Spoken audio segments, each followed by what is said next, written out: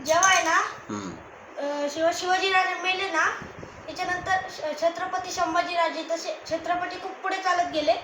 आणि मग शाहूजी राजे आहे ना, छत्रपती शाहूजी राजे, ते जेव्हा मेले ना, त्याच्यानंतर छत्रपतीची पोस्ट आजपर्यंत कोणाला नाही मिळाली.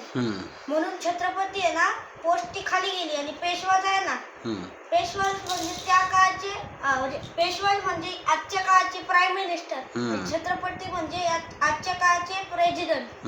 मग छत्रपतीचं काय झालं, तो खाली पडायला लागला आणि प्राईम मिनिस्टर म्हणजे पेशवाज वर जायला लागले ना. मग आता पेशवाज मध्ये पहिला पेशवा बनले बाजीराव. बाजीराव मेले ना, ते बाजीरावचे एक भाऊ होता छोटा, त्याचं नाव होतं रघुनाथ राव.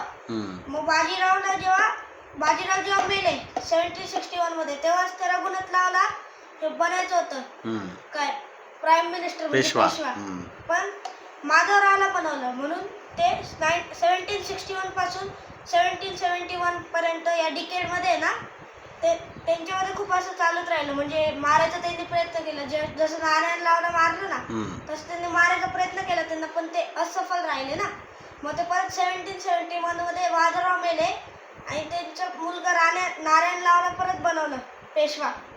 मग ते चिडून त्यांनी त्या आजचा जो काय शनिवार वाडा आहे ना, त्याच्यात त्यांनी मारून टाकलं त्याला. म्हणून आपण आज ती स्टोरी ऐकतो. आणि त्याच्या पुढे काय झालं, ते जरी मेले ना, तर त्यांना बनवलं ना परत पेशवा रघुनाथ रावला. आणि आपण जे ऐकतो ना, त्यांना जेलमध्ये कोंडून ठेवलं होतं.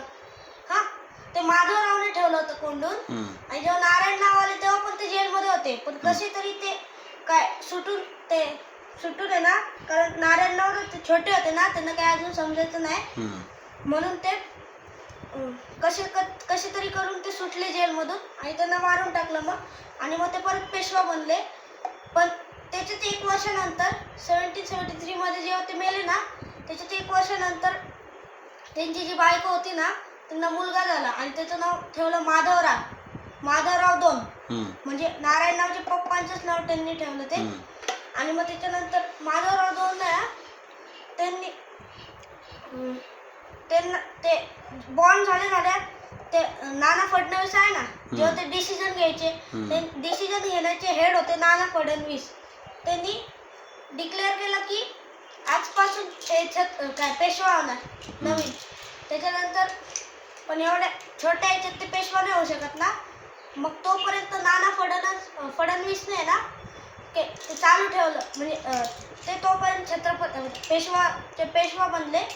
आणि हे त्या रघुनाथरावला आवडलं नाही, तर ईस्ट इंडिया कंपनीकडे गेले. आणि ईस्ट इंडिया कंपनी आहे ना, त्यांची आता ती संधी होती बरं का. आता त्यांची आहे ना, त्यांचा जो हेड होता ना, इकडे बघ, त्यांच्या याच्यात काय आलं, त्यांच्या डोळ्यावर डॉलरची साईन आली आणि इथे पण डॉलरची साईन आली. अशी डॉलरची साईन माहिती ना तुला, तशी आली पैशांची साईन. आता बायच आता पण केवढी आहो, चला टाटा. पार्ट 2 मध्ये सांगतो. पार्ट 2 मध्ये